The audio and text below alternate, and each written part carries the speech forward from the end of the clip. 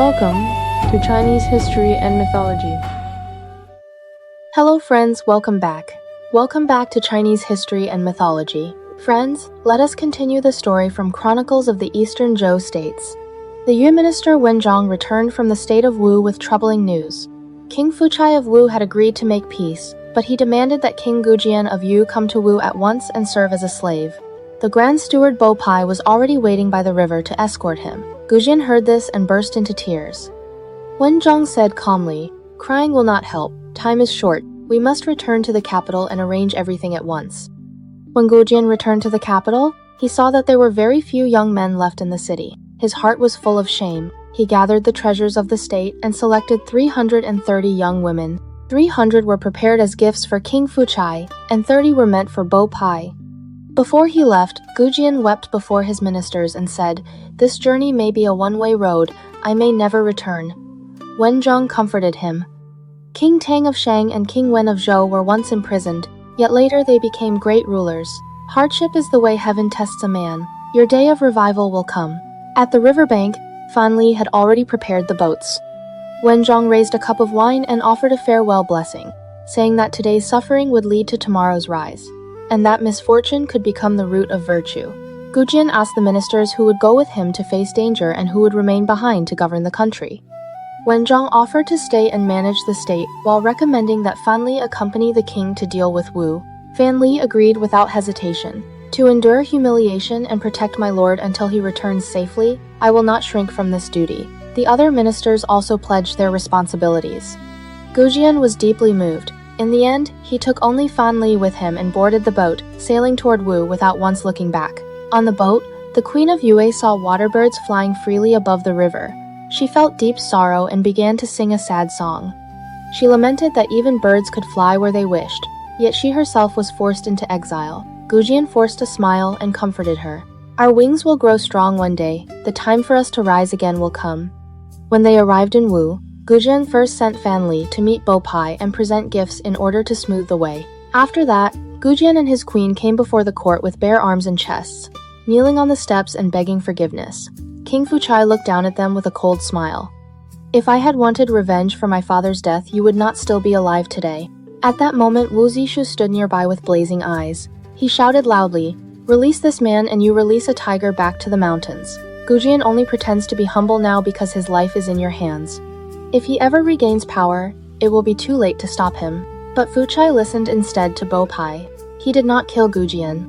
Instead, he ordered Goujian to live in a stone house beside the tomb of King Helu and work as a stable servant. Goujian had to raise horses and even lead the king's carriage by the reins when Fuchai went out. For 2 months, Goujian lived in the stone house. Fan Li stayed at his side day and night. Fuchai secretly sent people to watch them. They saw Goujian and Fan Li working hard without complaint. One day, Fuchai even noticed that Goujian and his queen were sitting beside a pile of horse dung, yet Fan Li still stood respectfully to the side, maintaining the proper order between ruler and minister. Fuchai sighed and said to Bo Pi, "These 2 men are truly pitiful. Perhaps we should let them go." Bo Pi immediately agreed. Just then, Wu Zishu rushed in again to stop him. He reminded the king of the lessons of history, saying that tyrants like King Jie of Xia and King Zhou of Shang had once spared dangerous enemies and later suffered disaster. Fuchai began to hesitate and summoned Goujian, intending to execute him. Bo Pi secretly warned Goujian in advance. Fan Li told him calmly, "You have endured 3 years already. 1 more day will not break you." At that time, Fuchai fell ill and remained in bed. Bo Pi persuaded him to postpone the execution, and Goujian escaped death once again. 3 months passed, yet Fuchai's illness did not improve. Fan Li proposed a desperate plan. "Your Majesty should taste the king's excrement and judge his illness. Then predict the day he will recover. In this way, you can win his complete trust." Goujian felt the humiliation deeply, but for the sake of Yue, he agreed. He asked Bo Pi for permission to visit the sick king. When Goujian entered the chamber, Fuchai suddenly needed to relieve himself. As the servants carried away the chamber pot, Goujian opened the lid, took some of the excrement with his hand, and tasted it. Then he knelt and said, "Congratulations, Your Majesty. The taste shows that your illness will begin to improve on the day called Ji Sai and will fully recover on the day called Ren Shen." Fuchai was astonished. "How can you know that?" Goujian replied, "I once learned medicine. The taste reveals the condition of the body." Fuchai was deeply moved. Even my own son would not do such a thing for me. Goujian is truly loyal and righteous. He decided that once he recovered, he would release Goujian. Soon, Fuchai's illness indeed improved. He held a banquet in the Wen Terrace and treated Goujian as an honored guest. Wu Zishu was furious and left the hall in anger. Bo Pi mocked him openly. During the banquet, Goujian and Fan Li praised the king again and again. 3 days later, Fuchai personally escorted Goujian out of the city and told him not to forget the kindness of Wu. Goujian swore loyalty and returned south. When Goujian returned to Yue, he felt as if he had been given a second life. He moved the capital to Mount Kuaiji and built a new city. The northwest corner of the city wall was deliberately left open. Officially, it was said that Yue dared not block the road used for tribute to Wu, but in truth it left a passage for future military campaigns. A spirit platform was also built on the mountain to inspire the people. Goujian never forgot his humiliation. He practiced what later became known as sleeping on brushwood and tasting gall. He slept on firewood instead of a bed and hung a bitter gall bladder in his room, tasting it every day. In winter, he embraced blocks of ice, and in summer, he sat near burning fires. In the middle of the night, he often woke and cried out the name Kuaiji, reminding himself of his defeat. He also encouraged population growth, rewarded families with children, and personally worked in the fields. The queen spun cloth with the women of the state. For 7 years, he collected no taxes, and the whole country lived simply while still sending tribute to Wu. Meanwhile, King Fuchai wished to enlarge the Great Terrace of Gusu for pleasure. Wen Zhong proposed a plan known as the 7 strategies to destroy Wu. The first step was to satisfy the enemy's desires, so Yue sent giant timber to Wu. Woodcutters in the mountains found 2 enormous sacred trees. Fuchai was delighted and accepted them, ignoring Wu Zishu's warnings that such grand construction would exhaust the people. The building of the Gusu Terrace lasted 8 years and consumed vast resources. Watching Wu grow more and more extravagant, Goujian said to Wen Zhong, "The timber has been sent, next we must send beautiful women. Only women of unmatched beauty can truly captivate the king." Wen Zhong replied with confidence, "If heaven has decided that Wu will fall, we will surely find such women. I already have a plan to search the entire country." And so, the next move in this long and patient plan against the state of Wu was about to begin. King Goujian of Yue never forgot his desire to restore his kingdom and take revenge. His minister Wen Zhong offered a strategy. "If we want to confuse the king of Wu, we must send him women of extraordinary beauty. Your Majesty should send people across the land to search for beautiful women, record their homes, and then select the finest among them to present as tribute." Goujian followed the advice. In half a year, the searchers reported more than 20 beauties. From them, 2 were chosen as the most beautiful of all. One was Xixi, the daughter of a woodcutter from the west village beneath Mount Zulo. The other was Zheng Dan, her neighbor. The 2 girls lived side by side and went every day to the river to wash silk. Their faces shone together like twin lotus blossoms on the same stem. Fan Li brought them to the capital with 100 taels of gold each as payment. When the people heard that such beauties had arrived, crowds rushed outside the city hoping to see them. Fan Li then set up a barrier and announced, "Anyone who wishes to see the beauties must first pay 1 coin." Soon the money chest was full. Fan Li later sent all the money to the state treasury. Goujian placed the 2 women in a separate palace and ordered an old court musician to teach them singing, dancing, and court etiquette. This happened in the 31st year of King Goujian of Zhou, the 7th year of Goujian's reign. At that time, the central states were in turmoil. Duke Jing of Qi had died, and his young son Tu became ruler. Yet the minister Chen Qi secretly supported the elder prince Yang Sheng. He launched a coup, killed the young ruler Tu, and placed Yang Sheng on the throne as Duke Dao of Qi. Later, Chen Qi's son Chen Heng poisoned Duke Dao and raised Jian Gong to the throne, taking full control of Qi. Duke Dao of Qi had a sister who married the ruler of Zhou. The state of Lu attacked Zhou and captured its ruler. Duke Dao grew furious and asked the state of Wu for troops to attack Lu. King Fuchai of Wu had long wished to expand into the Central Plains, so he agreed at once. Lu was terrified and quickly released the ruler of Zhou and apologized, but Fuchai grew angry. "Does the army of Wu move forward or retreat based on a single word from Qi? I will go to Qi myself and demand an explanation." Lu seized the chance to send gifts to Wu and proposed that the 2 states attack Qi together. The allied armies of Wu and Lu captured the southern lands of Qi. The people of Qi were shocked and blamed Duke Dao even more. Chen Heng took advantage of the chaos, poisoned Duke Dao, and sent word to the Wu army. "Heaven has already punished our ruler for offending your majesty. Please spare the people of Qi." Only then did Fuchai withdraw his army. Meanwhile, Shishi and Zhengdan studied music and dance in Yue for 3 years. Goujian then ordered them adorned with jewels and sent Fan Li to escort them to Wu. Fan Li entered the palace and bowed before King Fuchai. "My humble Lord Goujian of the Eastern Sea is grateful for your Majesty's mercy in sparing his life. He has found 2 women skilled in song and dance and now sends them as tribute." Fuchai saw that the 2 women were as beautiful as heavenly maidens. His mind was instantly captivated. Wu Zixu stood beside him and warned, "I have heard that the Xia dynasty fell because of Mei Shi, the Shang dynasty because of Daji, and the Zhou dynasty because of Bao Si. Beautiful women are the ruin of kingdoms. Your Majesty must not accept them." Fuchai replied, "Love of beauty is natural to all men.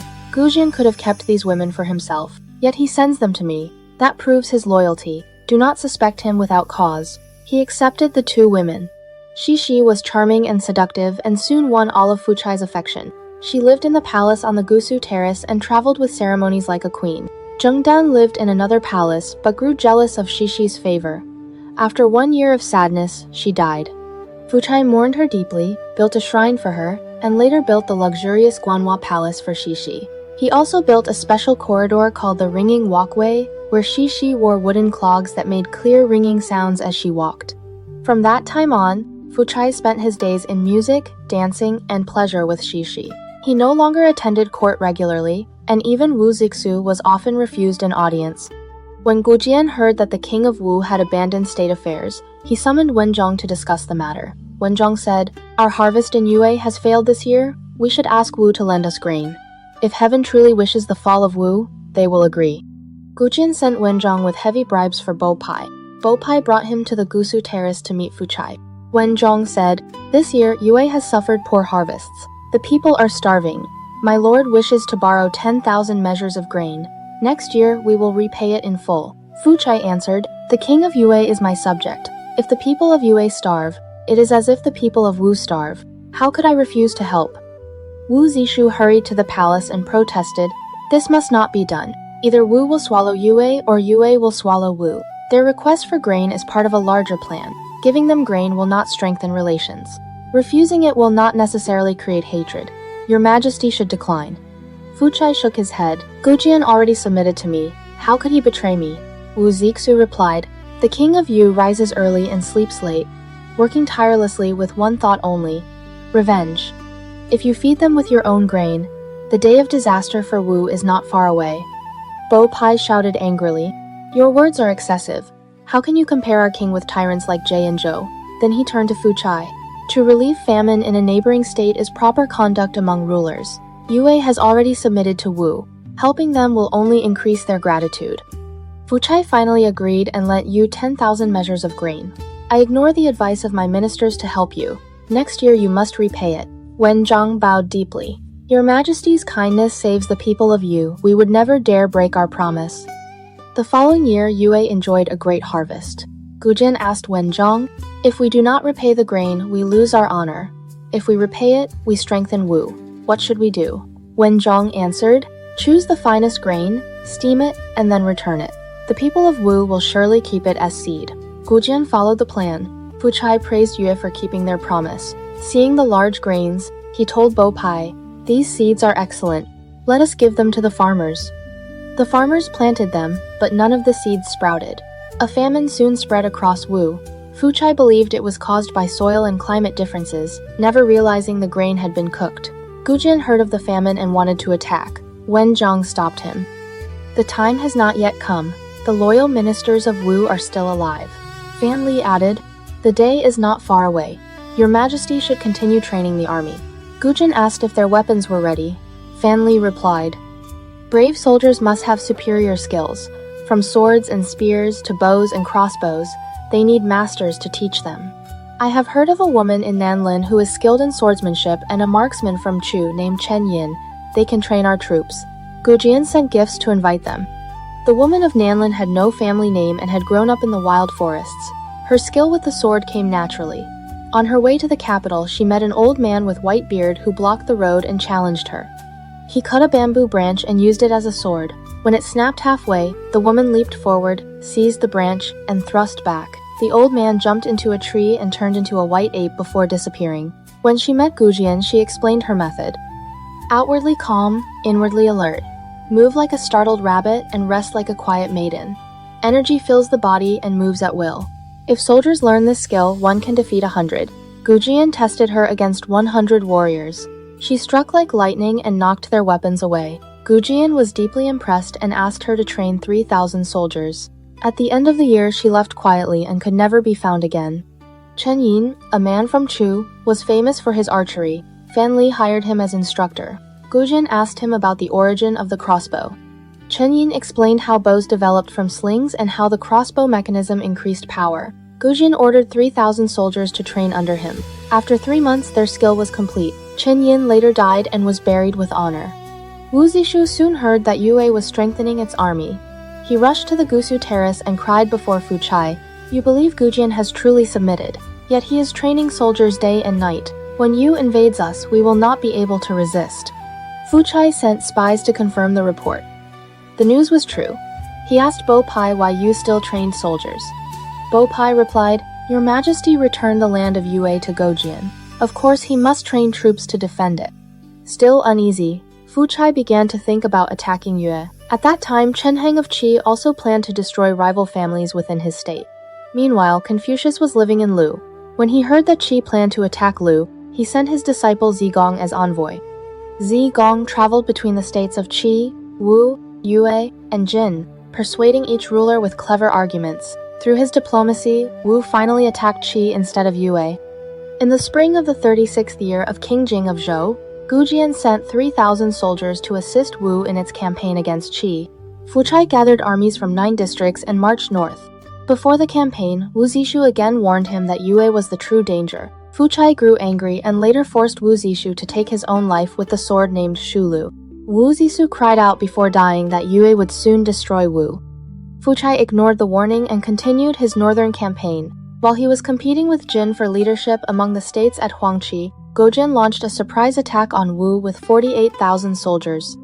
The Wu army at home was weak, and the Yu forces defeated them, killed the crown prince, and burned the Gusu terrace. When Fuchai finally returned, Wu was already in disaster. He sent Bo Pi to beg Goujian for peace. Fan Li advised Goujian that Wu was not yet completely exhausted. Goujian agreed to make peace and withdrew his army.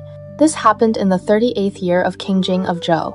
Duke Zhong of Wei, named Kuai Kui, discovered that many treasures in the palace had been taken away by Duke Chu when he fled. Troubled by this, he discussed the matter with Hun Liangfu.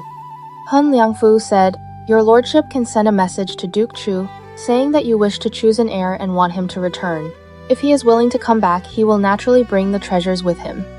These words were overheard by Crown Prince Ji. The prince immediately sent warriors to seize Duke Zhuang and forced him to swear that he would never summon Duke Chu back. He also demanded that Hun Liangfu be executed. Duke Zhuang said helplessly, "I once made an agreement with Hun Liangfu and promised to spare his life 3 times. What should I do?" Prince Ji replied, "Then wait until he commits a 4th crime. At that time, he can be executed."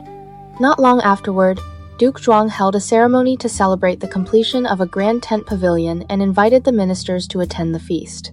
Hun Liangfu arrived wearing a purple robe and a fox fur coat, and he even entered the banquet hall without removing his sword. He drank and ate freely. Prince Ji ordered the guards to drag him down. Hun Liangfu asked, "What crime have I committed?" Prince Ji listed the charges. Wearing purple clothes is the first crime. Wearing fox fur is the second. Entering with a sword without removing it is the third. Hun Liangfu shouted, "The Lord once promised to spare my life 3 times. Prince Ji replied, "You proposed recalling the exiled ruler Jie and encouraging a son to oppose his father. That is a great act of rebellion and unfilial behavior. This is your 4th crime." Hun Liangfu could say nothing more. He lowered his head and accepted execution. A few days later, Duke Shuang dreamed that Hun Liangfu had turned into a ghost and was crying out in injustice. The minister Xu she performed divination and said, "There is nothing to fear." Yet after leaving the palace, he told others quietly, "When a wronged soul becomes a vengeful ghost, the ruler will surely die and the state will be in danger." He took his family and fled to the state of Song. The following year, Jin attacked Wei. The people of Wei expelled Duke Zhuang. Kuai Kui fled to the wrong tribes, where he and Prince Ji were both killed. From that time on, Wei submitted to Jin. Meanwhile, Bai Gongsheng returned to the state of Chu. He never forgot that his father had been killed by the state of Zheng. After the death of Wu Zishu, Bai Gongsheng spoke to the Prime Minister Zi Shi. The state of Zheng killed the former crown prince and murdered my father. This hatred cannot exist under the same heaven. If you pity the innocent prince, please send troops to attack Zheng. I am willing to lead the vanguard. Zishi replied, our new king has only recently taken the throne. The state is not yet stable. Revenge can wait. Bai Gongsheng pretended that he was preparing defenses against Wu and began training soldiers and forging weapons. Later, Zishi even helped Zheng and formed an alliance with them. Bai Gongsheng was furious. You refuse to attack Zheng and even help them. Zishi has gone too far. I will kill him first and then attack Zheng. Bai Gongsheng approached the brave warrior Xiongyi Liao. He placed a sword against his throat and said, if you refuse to follow me, I will kill you at once. Xiongyi Liao remained calm and answered, killing me would be no more difficult than killing an ant. Why be angry? Bai Gongsheng admired him and said, you are truly a brave man. He treated him as an honored guest, and Xiongyi Liao agreed to assist him. Bai Gongsheng then spread false news that Wu was about to attack Chu. He led troops into Wu territory, looted some land, and returned claiming great victory. He asked permission to enter court to present his achievements. Zishi did not suspect anything and agreed. Bai Gongsheng prepared 100 chariots and entered the capital. King Hui of Chu came to receive him in the hall. After Bai Gongsheng finished his formal greeting, the king noticed 2 strong men standing below the steps. Who are these men? The king asked. Bai Gongsheng replied, they are my officers, Shi Qi and Xiongyi Liao. Suddenly, both men rushed forward. Shi Qi drew his sword and struck Zishi. Xiongyi Liao drew his sword and struck Zishi. Bai Gongsheng shouted, why do the rest of you stand still? His 1,000 warriors surged forward. Zishi was captured alive. He said to Bai Gongsheng, when you fled to Wu, I remembered our family ties and called you back, even granting you a noble title. What wrong have I done to you that you now rebel? Bai Gongsheng replied, Jing killed my father, yet you made peace with them. I must avenge my father. How could I care about your small kindness? Zishi sighed, I regret not listening to Shenju Liang. Bai Gongsheng personally beheaded him. Shi Qi urged Bai Gongsheng to declare himself king, but Bai Gongsheng replied, there are still several princes of Chu with noble titles. They should all be summoned first. At that time, the official Guanshu led his household soldiers to attack Bai Gongsheng but was defeated and killed. Meanwhile, Yu Gongyang secretly dug through a wall of the Gao residence and rescued King Hui. Lord Ye, Shenju Liang, heard that rebellion had broken out in the court. He gathered troops and hurried toward the capital during the night. The people lined the road to welcome him. Seeing that he wore no armor, they asked, why do you not wear armor? If rebels harm you, what hope will the people have? Lord Yi then put on armor. As he approached the capital, more people said, why hide yourself in armor? If we can see your face, we would gladly die. Lord Yi removed his armor again and raised a large banner on his chariot. The soldiers and citizens of the city welcomed him inside. Lord Yi led the people and soldiers to attack Bai Gongsheng. Bai Gongsheng fled to Mount Long and hanged himself. Shi Qi buried the body and surrendered. When Lord Ye demanded to know where the body was hidden, Shi Qi refused. Lord Ye ordered a large cauldron of boiling water prepared. If you do not speak, you will be boiled alive. Shi Qi laughed. If the plan had succeeded, I would have become a high minister. Since it failed, it is only right that I die. How could I betray another man's corpse just to save my own life? He jumped into the boiling cauldron and died. Lord Ye restored King Hui to the throne, and the crisis in Chu passed. At the same time, King Goujian of Yue heard that famine had spread across Wu and that the people were filled with resentment. He decided to launch another attack on Wu. As the Yue army marched out of the capital, Goujian saw a large frog on the road with swollen belly and glaring eyes. Goujian stood up in his chariot and showed respect. His attendants asked, why does your majesty show respect to a frog? Goujian answered, its eyes glare like those of a brave warrior. I respect its spirit. The soldiers heard this and encouraged one another to fight bravely. Goujian issued orders. If both father and son are in the army, the father should stay home. If brothers are both soldiers, the elder should stay. If a man has parents but no brothers, he should return home to care for them. Those who are sick may return and will be supported by the state. The soldiers were deeply moved by Goujian's kindness, and the entire army cheered. The Yue army camped south of the river, while the Wu army camped on the north bank. At dusk the next day, Goujian ordered the left army to move silently along the river and form a secret line. The right army quietly crossed the river. Once battle began, the drums were to thunder loudly, to frighten the enemy. At midnight, the Wu army suddenly heard war drums shaking the night. They rushed out in confusion.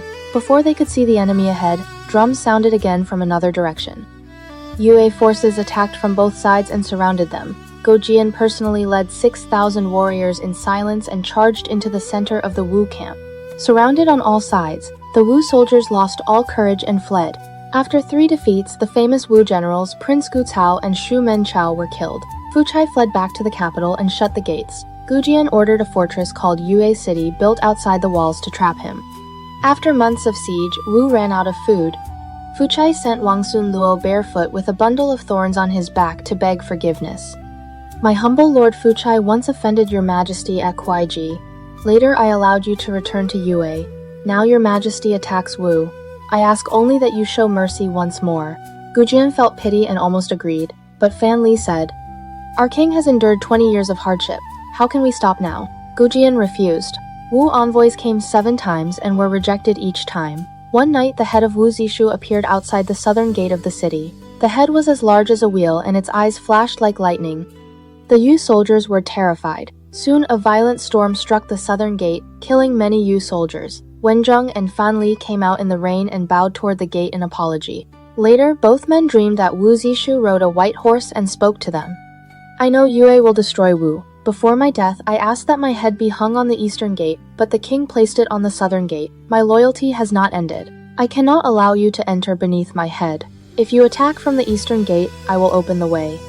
Goujian ordered the army to move east. As they reached the eastern wall, the waters of Lake Tai suddenly surged and broke a hole in the wall. Fan Li shouted with joy, Wu Zishu is opening the road for us. The Yue soldiers rushed into the city. Fuchai fled to Mount Yang with Wang Sun Luo and his sons. Hungry and exhausted, he ate raw rice and drank ditch water. When told that it was raw rice, he sighed, In panic we cannot even cook our food. The words of Gongsun Sheng have come true. Goujian soon surrounded him with 1,000 soldiers. Fuchai wrote a letter and shot it into the Yu camp with an arrow. People say that when the cunning rabbit dies, the hunting dog is cooked.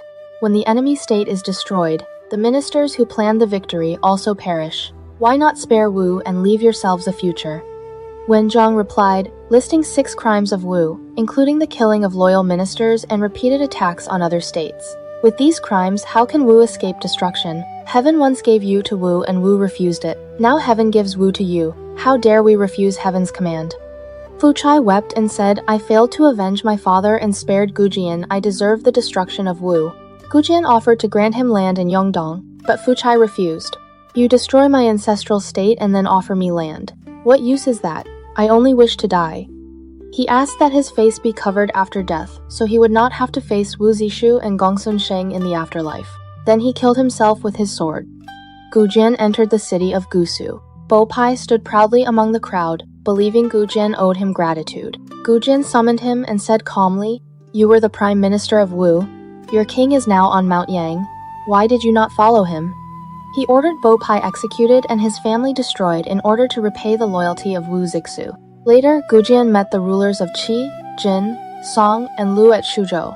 The Zhou king recognized him as the leader of the Eastern Lords. Goujian returned to Wu and held a great feast in the palace. While the ministers celebrated, Goujian showed no joy. Fan Li quietly said, The king no longer wishes the ministers to share in his glory. Suspicion has begun. The next day, Fan Li resigned and left secretly by boat. He later sent Wen Zhong a letter warning that when the rabbit dies, the hunting dog is killed. Wen Zhong did not believe the warning. Later, Goujian sent the sword Shulu to Wen Zhong, the same sword once given to Wu Zishu. Wen Zhong understood the meaning. He sighed that he had not listened to Fan Li and killed himself. Thus, the great story of Yu destroying Wu finally came to its end. Zhibo, whose personal name was Yao, was a man of great talent, but he was also greedy and cruel. His father, Zhi Xuanzi, wanted to make him the heir of the Zhi family. However, a clansman named Ji Guo tried to stop him.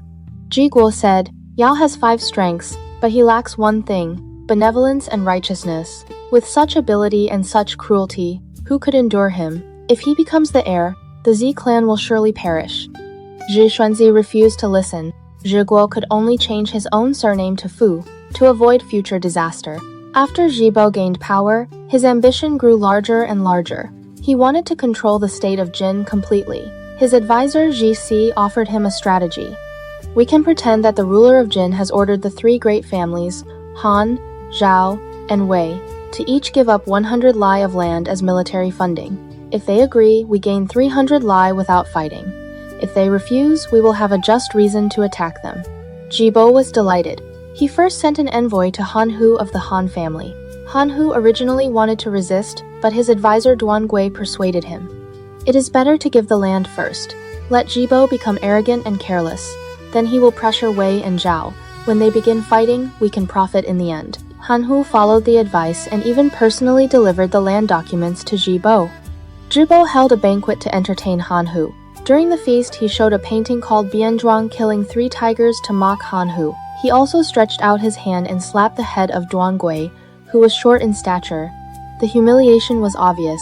A servant named Ji Guo warned Zhou to be careful about making enemies. Zhou laughed arrogantly. If I do not bring disaster upon others, that is already their good fortune. Who would dare provoke me? After that, Zhou demanded land from Wei Huanzi as well. Wei Zhu accepted the suggestion of his advisor Wen Zhong and also gave up land to appear weak. Finally, Zhou turned to Zhao Xiangzi, whose personal name was Wu Shu. Wu Shu remembered old grudges and said angrily, "The land of Zhao was handed down by our ancestors. I will never surrender it." Zhou was furious. He united the forces of Han and Wei, promising that after destroying Zhao they would divide its land. 3 armies marched straight toward the Zhao territory.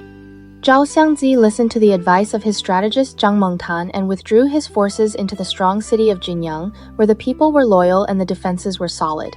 Zhou surrounded Jinyang and attacked for months, but he could not capture the city. One day, Zhou discovered that the source of the Jin River was nearby. A cruel idea came to him. He ordered canals dug to store water and planned to flood the city. After spring rains, mountain floods arrived.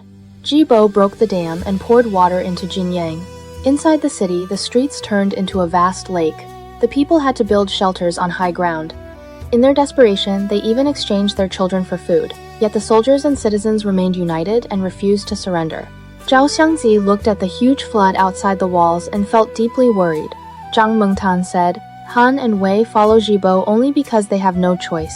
If Zhao falls, they will be next. I will go and persuade them to turn against him." Late at night, Zhang Mengtan climbed down from the city wall with a rope and secretly entered the camp of Han Hu. He said, "Once the Zhao family is destroyed, the next targets will be Han and Wei. Zhou is endlessly greedy. Today he floods Jinyang with the Jin River. Tomorrow he can flood Anyi with the Fen River and Pingyang with the Jiang River."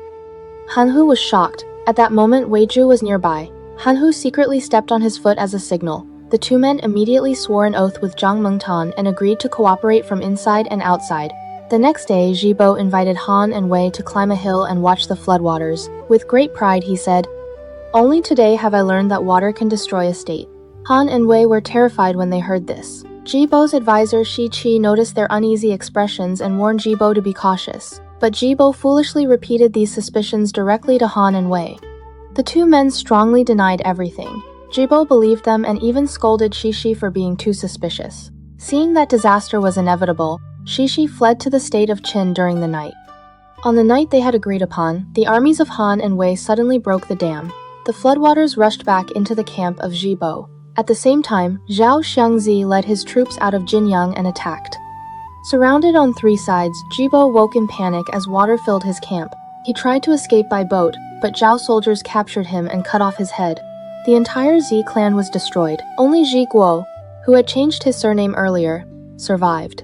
After the battle, the families of Zhao, Han, and Wei divided the lands of the Ji clan. From that time on, the ruler of Jin became nothing more than a puppet. Zhao Xiangzi rewarded his followers. Strangely, he gave the highest credit to Gao He, a man who had not achieved great military success, but had always maintained strict respect between ruler and minister. Zhao Xiangzi used this to teach moral conduct to others. Even more shocking was Zhao Xiangzi's hatred for Zhou. He ordered Zhou's skull to be polished with lacquer and turned into a drinking cup. When Zhou's retainer Yu Rang heard this, he wept bitterly. A man should die for the one who truly understands him. He swore to avenge Zhou. Yu Rang first changed his name and identity and entered the Zhao household disguised as a servant in the latrine, planning to assassinate Zhao Xiangzi. He was discovered and captured. Zhao Xiangzi respected his loyalty and released him. Yu Rang refused to give up. To change his appearance and voice, He painted his body with lacquer until his skin was covered in sores, and he swallowed burning charcoal so his voice became hoarse. Even his own wife could no longer recognize him. A friend advised him, "Why not pretend to serve the Zhao family and then assassinate Zhao Xiangzi from inside?" Yu Rang refused. "If I first serve him and then attack him, that would be disloyal. I do this so that disloyal ministers everywhere will feel ashamed." At last, Yu Rang hid beneath the Red Bridge, where Zhao Xiangzi would pass. His final assassination attempt also failed. Zhao Xiangzi asked him, "You once served the Fan family. When the Fan family was destroyed, you did not avenge them. Why are you so determined to avenge Bo?" Yu Rang answered, "The Fan family treated me as an ordinary man, so I repaid them as an ordinary man. Bo treated me as a noble warrior, so I must repay him as a noble warrior." Zhao Xiangzi realized that Yu Rang's determination could not be changed. He removed his own embroidered robe and allowed Yu Rang to strike it symbolically. Yu Rang raised his sword and struck the robe 3 times. Then he shouted loudly, "Now I can go and face Bo." After that, he took his own life. Although Zhao Xiangzi had won, he was deeply shaken by Yu Rang's loyalty. He gave Yu Rang an honorable burial. Yet the shock remained in his heart, and from that time on he fell ill and never fully recovered. Because Yu Rang had struck his robe with a sword, Zhao Wushu fell ill and never recovered. Before his death, he said to his heir, Zhao Huan, "After the 3 families destroyed the Ji clan, their land and power have become too great. You should make an agreement with the Han and Wei families and divide the state of Jin among the 3 of you. Each family should establish its own court and pass it down to its descendants.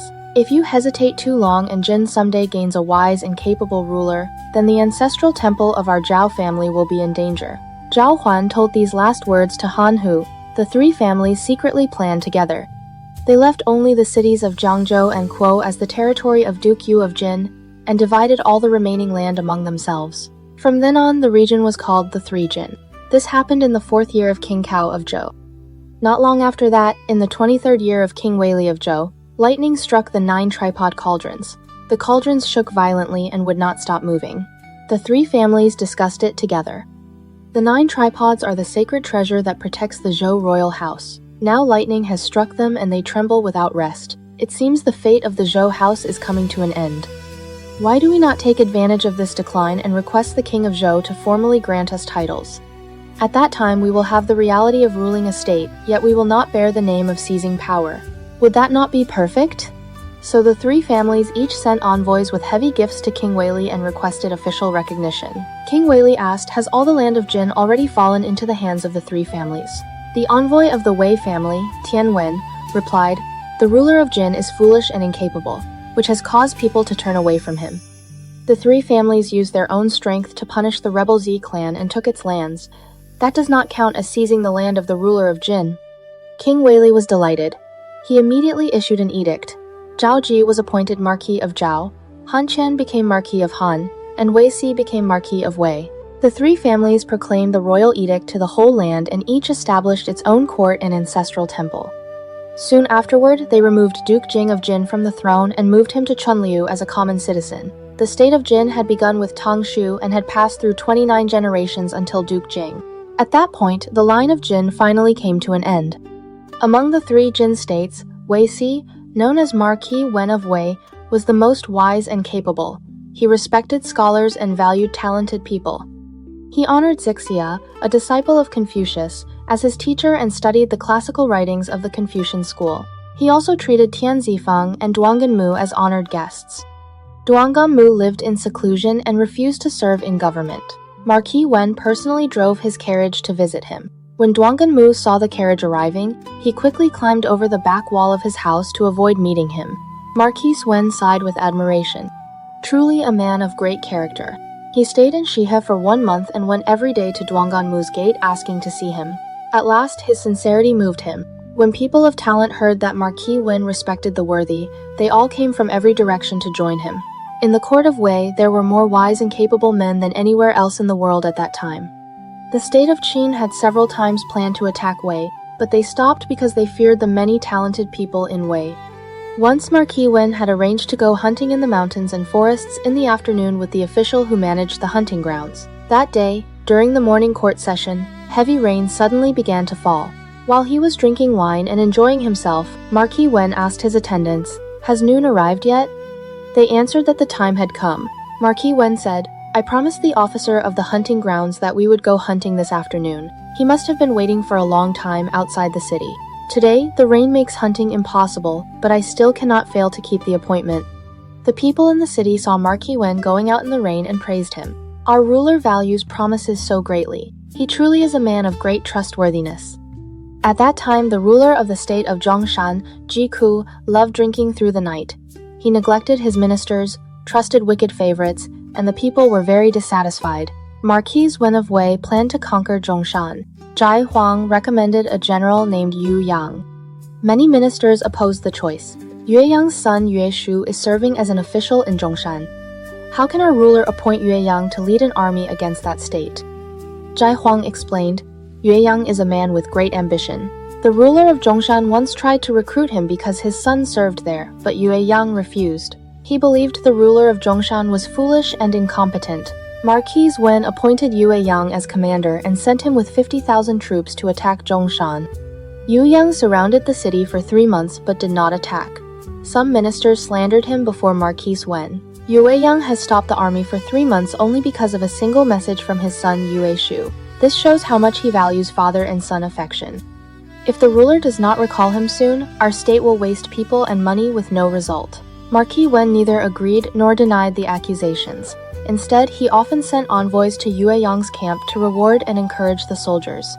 At the same time, he ordered a mansion to be built for Yu Yang in the capital of Wei. A minister of Zhongshan named Gong Sunjiao then offered a scheme. "We should tie Yue Shu to a tall pole and threaten Yue Yang. If he does not withdraw his troops, we will kill his son." Yu Shu was tied to the pole and cried loudly, "Father, save me." Yue Yang saw this and shouted angrily, "You unworthy son! You chase wealth and honor and fail to judge the situation. Now you cry like a child begging for mercy." He even raised his bow as if to shoot his own son. Gongsun Zhao suggested another plan. "We should boil Yue Shu into soup and send it to Yue Yang. When Yue Yang sees it, his mind will surely fall into confusion. Then we can attack while he is grieving." Jiku had no choice. He ordered the soup to be prepared and sent together with Yue Shu's severed head to Yue Yang.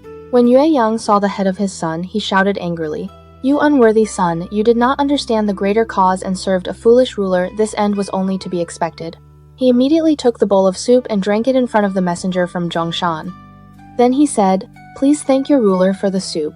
When the city falls, I will thank him in person. My army also has large cooking pots waiting for him." When the messenger returned and reported this, Jiku feared that after the city fell he would suffer humiliation. He fled into the inner palace and hanged himself. Yue Yang returned victorious. Marquis Wen personally led the ministers outside the city to welcome him. He said, "You lost your son for the sake of the state. I feel deep sorrow for you." Yu Yang bowed and answered, "My lord entrusted the great affairs of the state and the army to me. How could I allow personal feelings to damage the affairs of the state?" Marquis Wen held a banquet on a high platform in the palace to celebrate Yue Yang's victory. After the feast, he ordered attendants to give Yue Yang 2 sealed boxes. When Yue Yang returned home and opened them, he discovered that they were filled with memorials written by court officials. Everyone accused him of having rebellious intentions. Yue Yang was shocked. "So there were people at court who slandered me like this. If our lord had not trusted me completely, how could I have achieved today's success?" The next day, Yu Yang went to court to thank the ruler. Marquis Wen wanted to reward him with titles and lands, but Yu Yang quickly declined. The conquest of Zhongshan depended on the ruler's leadership in the court. "I only offered a small service outside the capital. How dare I claim the merit?" Marquis Wen granted him the territory of Lingshou as his fief, but removed his military command. Zhai Huang did not understand the decision. Li Ke explained, "It is natural for people to care most about their own children. Yue Yang could even abandon his own son. How could he possibly care for others?" At that time, the position of governor of Ye City became vacant. Zhai Huang recommended a man named Haiman Bao. When Siman Bao arrived in Ye, he found the countryside desolate and the population very small. People explained, "Every year we must give a bride to the river god. That is why the people here are so poor." Shiman Bao said, "How could a river god marry a wife? Tell me the details." An old man explained, "The river god is said to like beautiful women. Every year a young girl must be sent to him as his bride. Only then will the weather be favorable and the harvest good. If not, the river god will become angry and cause floods. The whole ritual is organized by an old witch. She collects huge amounts of money from the people. Only a small part is used for the ceremony, and the rest she keeps for herself. On the day of the ritual, Heman Bao arrived at the riverbank dressed in official robes. He said to the old witch, "Please bring the bride of the river god here. I would like to take a look." After seeing the girl, Jimen Bao shook his head. The river god is a noble spirit. Only a woman of extraordinary beauty should be worthy of him. This girl is not beautiful enough. Please go and report to the river god that we will find a more beautiful woman later. He then ordered the soldiers to seize the old witch and throw her into the river. After waiting for a while, Heman Bao said, "The old witch is too old. She has gone so long and still has not returned. Let one of her disciples go and hurry her." The soldiers grabbed one of the disciples and threw her into the water as well. After a moment, Jimen Bao said again, "Why has this disciple not returned yet?" Another disciple was thrown into the river. After waiting again, Jimen Bao said, "These women cannot even deliver a simple message. Let the village elders go and speak clearly to the river god." The elders were also pushed into the river. After another hour passed, Jimen Bao said, "The elders are old and probably cannot explain things clearly. Let the local officials and wealthy men go and report to the river god." The officials and rich men were terrified. They fell to their knees and begged for mercy, knocking their heads on the ground until their faces were covered in blood. Jimen Bao said loudly, "The river water flows away and never returns. Where is this river god? You have murdered innocent girls. Your crimes deserve death." They cried and begged, saying, "We were deceived by the witch. Please spare us." Jimen Bao said, "The witch is already dead. From now on, if anyone dares to speak again about marrying a bride to the river god, I will make him the matchmaker and send him first to report to the river god." He confiscated the property of the officials, the rich men, and the elders. All the money they had extorted was returned to the people. Those who had fled the region heard the news and gradually returned home. Jimen Bao then organized workers to dig 12 irrigation channels along the Zhang River. This weakened the river's current and also provided water for crops along the banks. From then on, the people had enough food and clothing, and Ye City prospered. One day, Marquis Wen said to Jai Huang, "The region of Shihe lies on our western border and is the route the Qin people must pass if they invade Wei. Who should guard Shihe?" Jai Huang thought for a long time and replied, "I recommend a man named Wu Qi. He has the talent of a great general. He has recently come to Wei from the state of Lu. Your lordship should summon him quickly and employ him." Marquis Wen said, "Do you mean the same Wu Qi who killed his own wife in order to become a general in the state of Lu? I have heard that he loves wealth and women and that he is cruel by nature. How can I employ such a man?" Jai Huang answered, "When I recommend talent, it is so they can use their abilities and achieve merit for the ruler. As for their personal character and habits, that is not my concern." Marquis Wen said, "Then go and summon him for me." Wu Qi, a man from the state of Wei, was known as a ruthless and determined person when he was young. He once bit his own arm and swore to his mother, "If I do not become a high official, I will never return home." Later he went to the state of Lu to study. When his mother died, he did not go back to attend her funeral. His teacher Xing Shen expelled him from the school. From that time on, Wu Qi abandoned the Confucian path and turned to military studies. He trained hard for 3 years and became a remarkable military strategist. At that time, the state of Qi attacked Lu. Duke Mu of Lu wanted to appoint Wu Qi, but he hesitated because Wu Qi's wife was from Qi. He feared Wu Qi might secretly help the enemy. Wu Qi returned home and said to his wife, "I want to achieve great merit, but to remove the ruler's suspicion, I need your head." Before the words had even settled, he raised his sword and killed her. Then he carried her head to see Duke Mu of Lu. The duke felt uneasy about such cruelty, but after persuasion from the prime minister, he still appointed Wu Qi as the great general. After taking command, Wu Qi lived together with his soldiers. He ate the same food and slept in the same conditions. Once a soldier developed a severe sore, Wu Qi personally sucked out the pus to treat him. The soldiers were deeply moved and swore to follow him to the death. Facing the powerful army of Qi, Wu Qi first pretended to be weak. He acted as if he wanted to negotiate peace, causing the Qi army to lower its guard. Then he suddenly launched a surprise attack from 3 directions and defeated the Qi army completely, chasing them all the way to Pinglu. Duke Mu of Lu was overjoyed and promoted him to the position of High Minister. But soon, rumors spread everywhere. People said Wu Qi was greedy for wealth and women and had secretly accepted bribes from Qi. Duke Mu began to grow suspicious. Wu Qi feared he might be executed, so he fled to the state of Wei during the night. Marquis Wen of Wei had long heard of Wu Qi's reputation. He immediately appointed him governor of Shihei. In Wei, Wu Qi built the fortified city of Wu. He trained elite soldiers and took advantage of internal troubles in Qin. In a short time, he captured 5 Qin cities. Because of this, Qin did not dare advance eastward for many years. Wei therefore became the strongest state among the 3 Jin. Later, Marquis Wen of Wei died, and his son Marquis Wu of Wei succeeded to the throne. He appointed Tianwen as prime minister. Wu Qi was dissatisfied and stopped Tianwen to compare their merits. In leading troops, governing a state, and guarding the frontier, in which of these are you better than me? Tianwen honestly admitted that he was inferior in all of them. Then he asked another question. Now a new ruler has just taken the throne and the hearts of the people are unsettled. At such a time, is it better to have a powerful general whose achievements overshadow the ruler, or a civil minister who can coordinate different factions and stabilize the court? Wu Qi fell silent for a long time. At last he admitted that Tianwen was right, but in his heart he still felt deeply frustrated. Not long after that, fearing he might be harmed, Wu Qi fled again, this time to the state of Chu. King Dao of Chu trusted Wu Qi completely and appointed him as prime minister. Wu Qi carried out bold reforms. He dismissed many unnecessary officials, abolished the hereditary privileges of the noble families, and used the money saved to strengthen the army. The military power of Chu quickly grew strong, and its reputation shook the feudal states. No state dared easily provoke Chu. However, when King Dao of Chu died, the nobles whose privileges had been taken away immediately rebelled and hunted Wu Qi down. With no way to escape, Wu Qi made a desperate move. He threw himself onto the corpse of King Dao. The rebels shot arrows wildly. Wu Qi was pierced with arrows like a hedgehog, and even the body of King Dao was struck by several arrows. Before dying, Wu Qi shouted, "My death does not matter, but you have shot arrows into the king's corpse. That is a crime of the greatest disloyalty. Wait and see, your entire clans will be destroyed." Afterward, the new ruler, King Su of Chu, investigated the crime of shooting the royal corpse. More than 70 noble families involved in the rebellion were all executed.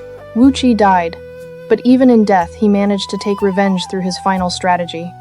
Now let us turn our attention to the state of Qi. When King Wei of Qi first came to the throne, he was addicted to wine and pleasure and neglected state affairs. Other states constantly bullied Qi. A man named Zhou came to see him carrying a zither. He spoke only about the principles of playing the instrument but never actually played it. He said, "Your Majesty possesses the state of Qi but does not govern it. That is like me holding a zither but never playing it. How could the people possibly be satisfied?" King Wei was deeply shaken. He immediately appointed Zhou as prime minister. After Zhou took office, he encouraged open criticism. A debater named Chunyu Kun did not accept him at first and used 5 metaphors to test him. Zhou answered each one calmly and clearly, and Chunyu Kun finally admired him. Not long afterward, King Wei noticed something strange. Everyone around him praised the magistrate of A City and criticized the magistrate of Jimo. The king secretly sent people to investigate. The truth turned out to be the opposite. The magistrate of Jimo governed diligently and cared for the people, but because he refused to offer bribes, he was slandered. The magistrate of A neglected his duties, yet he bribed those around the king and received their praise. King Wei gathered all officials at court. In front of everyone, he richly rewarded the magistrate of Jimo. Then he ordered the magistrate of A and dozens of corrupt courtiers who had taken bribes and twisted the truth to be thrown into a huge boiling cauldron and executed. This shocking punishment terrified the entire country. From that day on, no one dared falsify reports.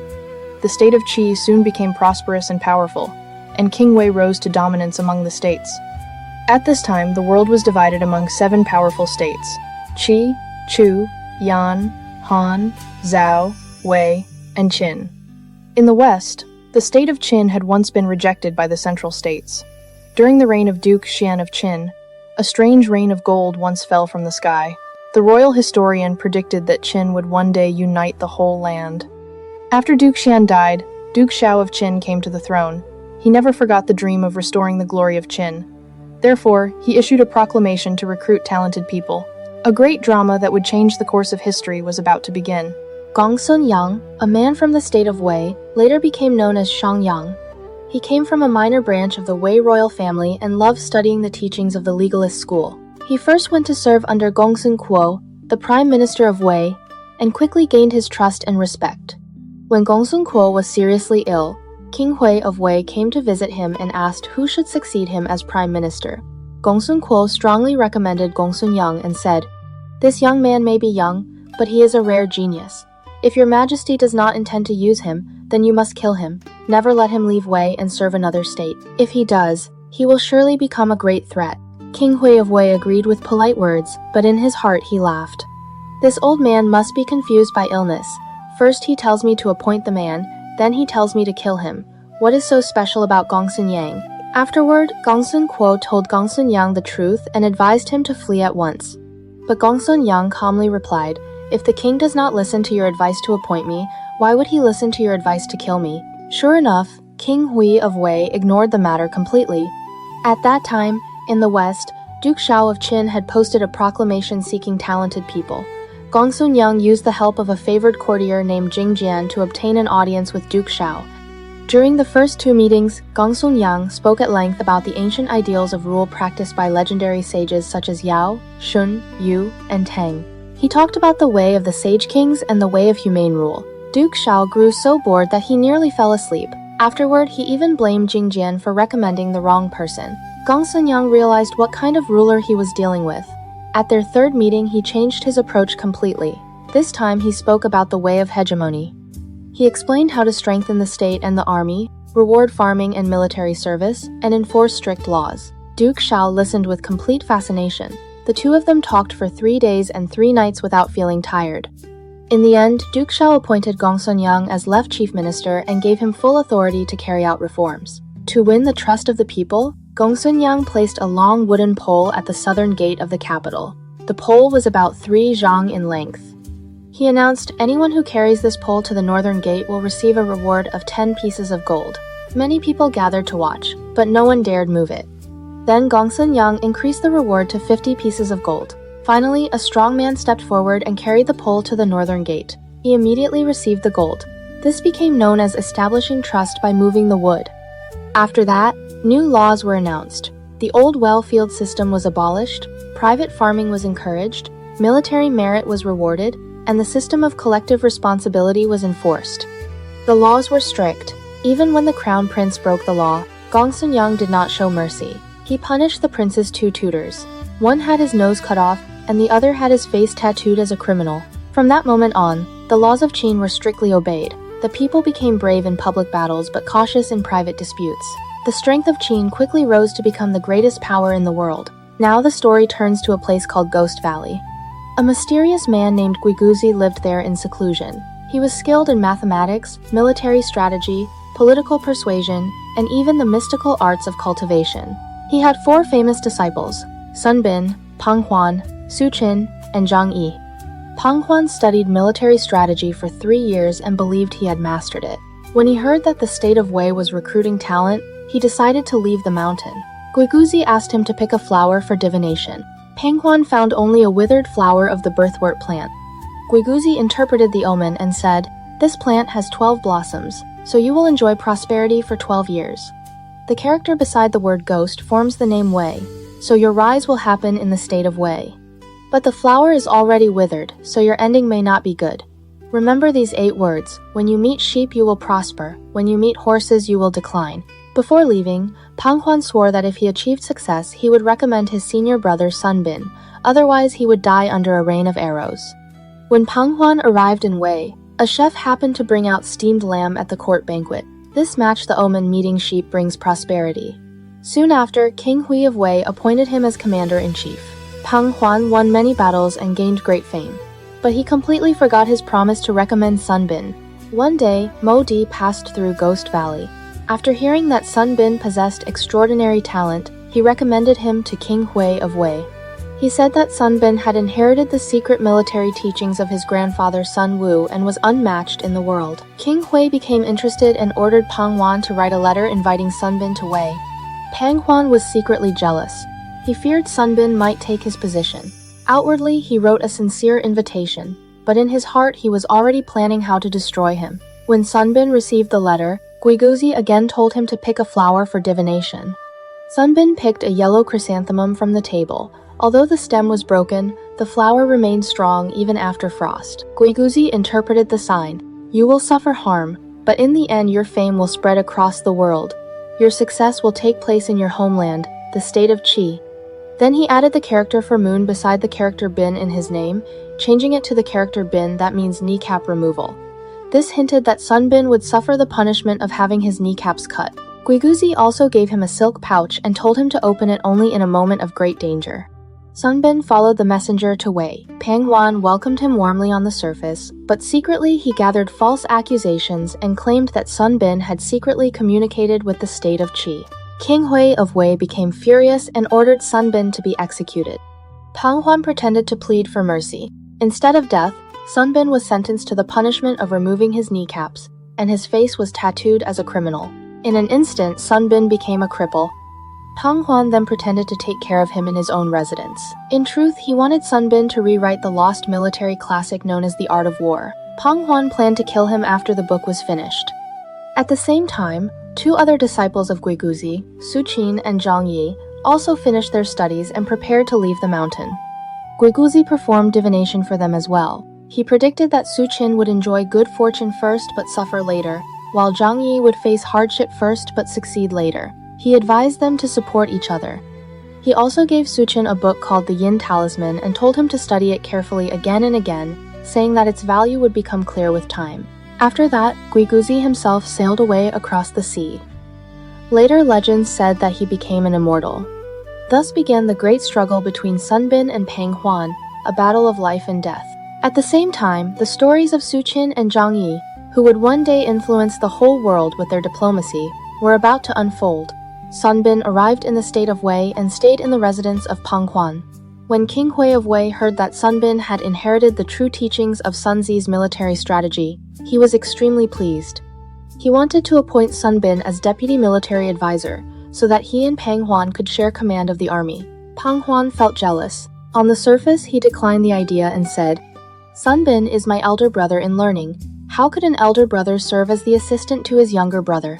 It would be better to appoint him first as a guest minister. After he achieves merit, I can then step aside. King Hui agreed.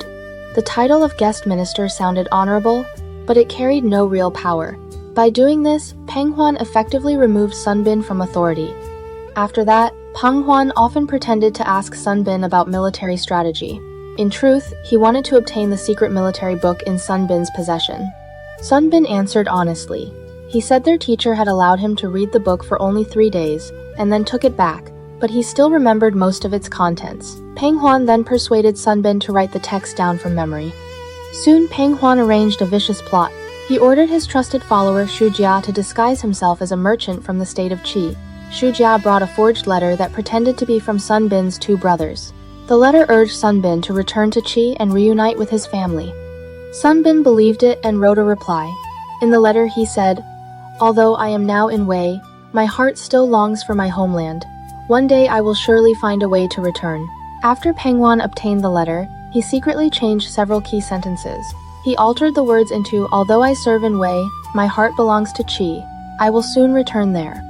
Then he presented this so-called secret letter to King Hui of Wei and accused Sun Bin of secretly communicating with Qi and preparing to betray Wei.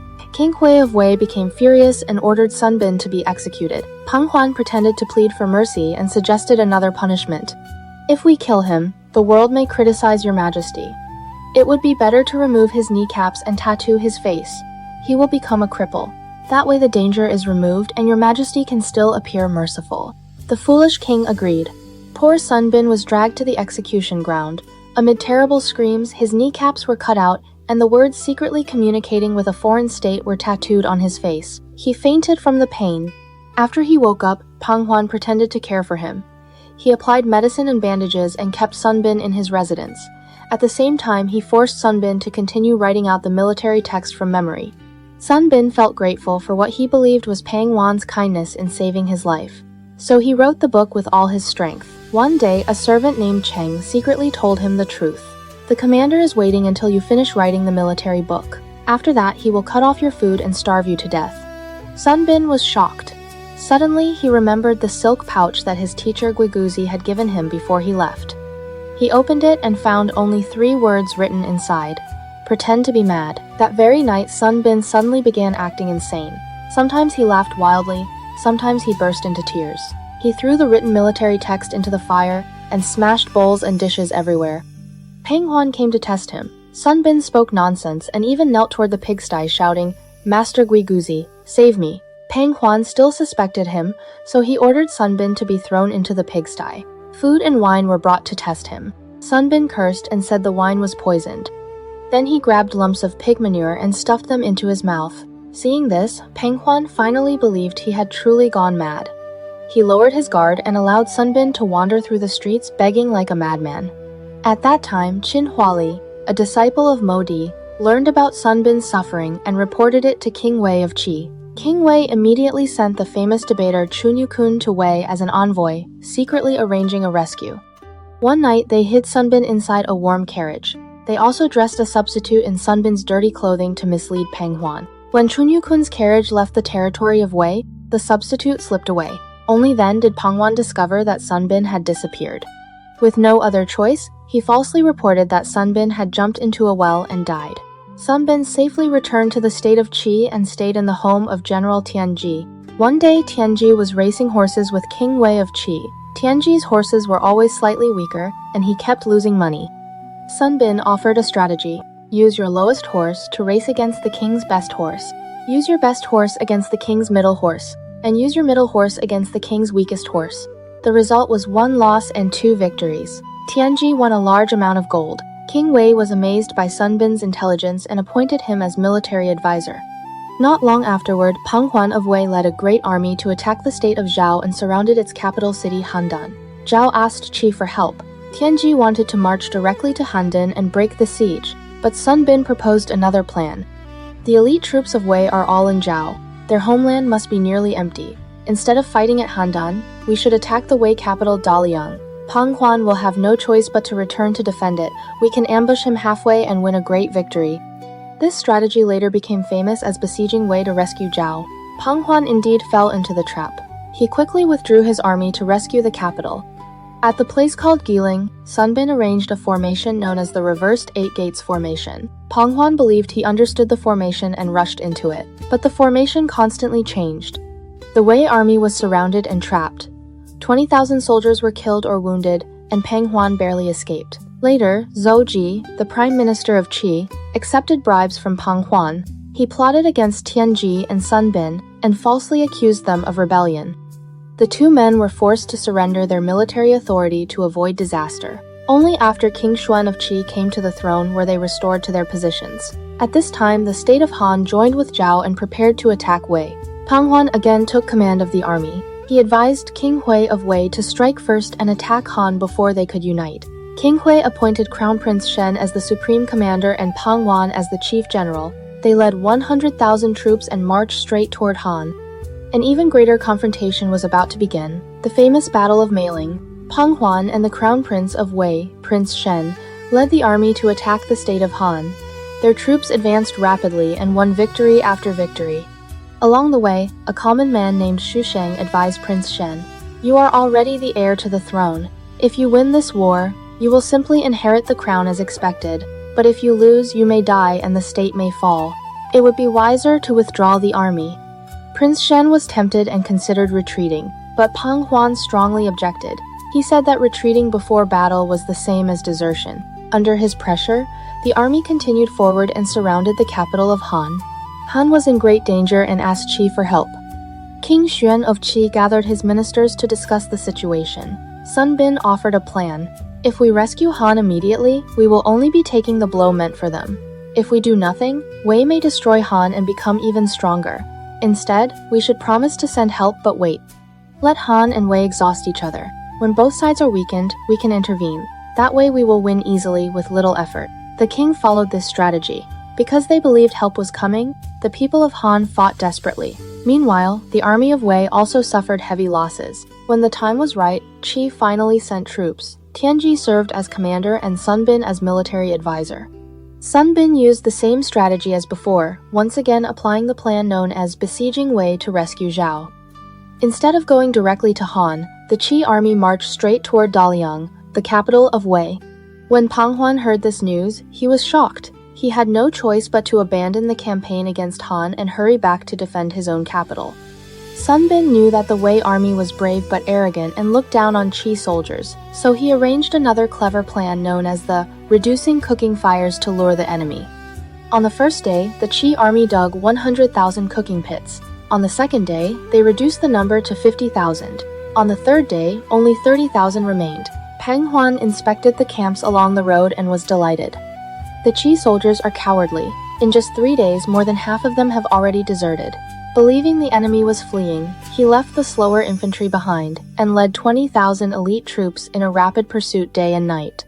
Sun Bin had calculated that Peng Huan would arrive at Maling Pass around sunset. The place was narrow and dangerous, with steep mountains and deep valleys on both sides. Sun Bin ordered trees to be cut down to block the road, leaving only one large tree standing. The bark of that tree was stripped away and 6 words were carved on it: Peng Huan will die beneath this tree. 10,000 crossbowmen were hidden in ambush nearby, with orders to release their arrows as soon as they saw firelight. As night fell, Peng Huan reached Maling. Seeing the road blocked, he noticed faint writing on the tree. He ordered a torch to be lit so he could read the words. The moment the firelight appeared, thousands of arrows shot out at once. The Wei army collapsed instantly in chaos. Peng Huan was severely wounded. Knowing he could not escape, he sighed deeply. In the end, I have only helped make this young man famous. Then he drew his sword and killed himself. The Qi army pursued the fleeing enemy and completely destroyed the Wei forces. Crown Prince Shen was captured, and Peng Huan's son Peng Ying died in battle. The strength of Wei suffered a devastating blow. When they returned to Qi, King Xuan held a grand victory banquet. Sun Bin quietly withdrew from public life after presenting 13 chapters of The Art of War. He retired to the mountains, and legend later said he became an immortal. Prime Minister Zhu Ji felt ashamed because he had once plotted against Tianji. He resigned voluntarily, and Tianji took his place as Prime Minister. In the later years of King Xuan's reign, however, he again became absorbed in wine and pleasure and trusted corrupt ministers. One day, an extremely ugly woman named Zhongli Chun asked to see him. She used exaggerated gestures to warn the king. When she widened her eyes, it meant the border beacons were burning and the frontier was in danger. When she showed her teeth, it meant honest advice was being rejected and the court was closed to criticism. When she waved her hands, it meant corrupt officials needed to be driven away. When she slapped her knees, it meant the luxurious towers and palaces that exhausted the people should be torn down. King Xuan suddenly awakened from his mistakes. He corrected his conduct and even made Zhongli Chun his queen. The state of Qi soon returned to prosperity. Now the story turns back to Qin. Shang Yang, whose original name was Wei Yang, saw that Wei had recently suffered a major defeat. He advised Duke Shao of Qin to seize the opportunity and attack Wei. The Qin army marched to the border. Wei sent Prince Ang to command its forces. Prince Ang had once been a friend of Shang Yang. Shang Yang wrote him a letter and invited him to drink wine and discuss peace. Prince Ang trusted him completely and gladly attended the meeting. During the banquet, Shang Yang suddenly smashed his cup as a signal. Hidden soldiers rushed out and captured Prince Ang alive. They then used the confusion to trick open the gates of Wu City and defeated the Wei army. King Hui of Wei had no choice but to surrender the lands west of the Yellow River and ask for peace. He even moved the capital to Daliang. From that time on, the state of Wei was often called the state of Liang. Because of his achievements, Shang Yang was granted 15 cities in Shangyu and received the title Lord Shang. His power reached its highest point. But a guest named Zhao Liang warned him, "Your laws are too strict, and you have made too many enemies. You have especially offended the crown prince and the old noble families. Once Duke Shao dies, your life will be in danger. It would be wiser to step away while you still can." Shang Yang ignored the warning. Not long afterward, Duke Shao died. The crown prince Si became king, known as King Huiwen of Qin. The nobles who had once been punished by Shang Yang quickly took revenge. They accused him of rebellion. Shang Yang fled. When he reached Hanggu Pass, he tried to stay at an inn, but the innkeeper said, "Lord Shang himself ordered that anyone without proper documents cannot stay here. Those who break the law will be executed." Shang Yang looked up to the sky and sighed deeply. "The laws I created have finally destroyed me." With no way to escape, he tried to raise troops in his own territory, but he was defeated and captured. King Huiwen ordered that he be executed by tearing his body apart with chariots, and his entire family was also put to death. Thus, the man who had made Qin rich and powerful met a tragic end. After Shang Yang's death, Gongsun became prime minister of Qin. He continued the policy of expansion. Qin now began calling its ruler king and demanded that other states offer land and tribute. At that time, the state of Chu had just destroyed the state of Yue and was very powerful. Chu refused Qin's unreasonable demands. As Qin's pressure increased, a man from Luoyang named Su Qin was preparing to appear on the stage of history, carrying with him a grand strategy known as the Alliance of Vertical Unity. Qin was growing stronger and stronger. At the same time, the conflicts among the other states were becoming deeper and more complicated. Qi, Chu, Yan, Han, Zhou, and Wei all suspected one another. Yet they were all worried about the same thing, the rapidly rising power of Qin in the west. At this moment, a young man from Luoyang stepped onto the stage of history with an astonishing plan. His name was Su Qin. He proposed a bold idea: unite the 6 states and resist Qin together. But the question is, can these states, which have fought each other for so many years, truly put aside their hatred and form an alliance? Can Su Qin's strategy of vertical alliance really change the balance of power across the land? And will Qin simply stand by and watch? The real struggle between the alliance of the 6 states and the rising power of Qin has only just begun. We will continue the story in the next episode.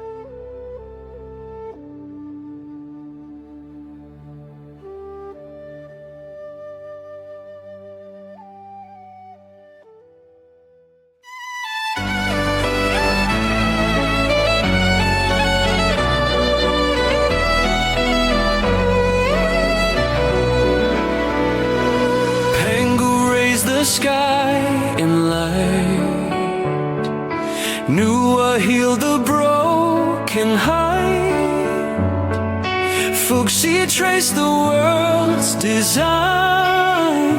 Every age leaves stories bright. Yaya dynasty shaped bronze. Shang dynasty cast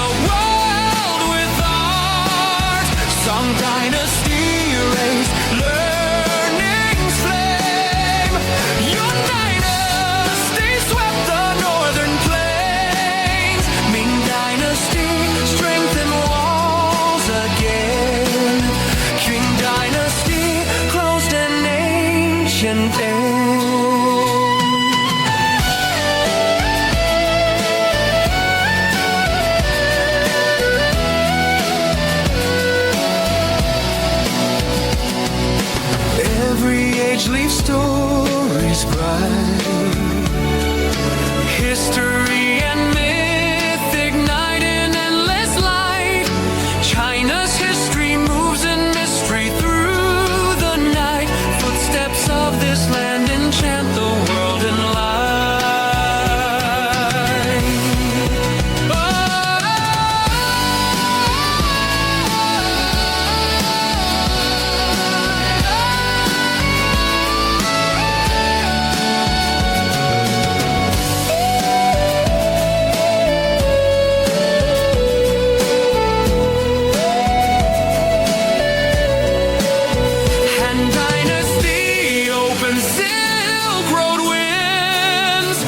Kingdoms dynasty turn war to tales. Qin dynasty led ink and mountains bloom. Sui dynasty carved the Grand Canal.